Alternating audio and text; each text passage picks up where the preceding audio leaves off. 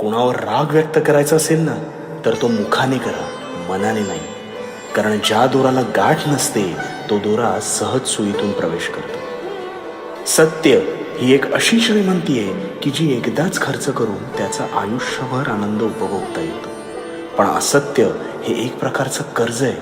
त्यामुळे तात्काळ सुख मिळतं, परंतु आयुष्यभर त्याची परतफेड करावी लागतेच. तुमची खरीखुरी श्रद्धा योग्य ठिकाणी असेल तर पाषाणालाही देवत्व येतं. मीपणा दूर ठेव, विश्वास पदरी ठेव, आणि मग बघ, अपयश कधीच तुझ्या दारी येणार नाही. आणि जी झुंज तू खेळतो आहेस मनाशी, त्यात तुला मार्ग दाखवत राहणार मी.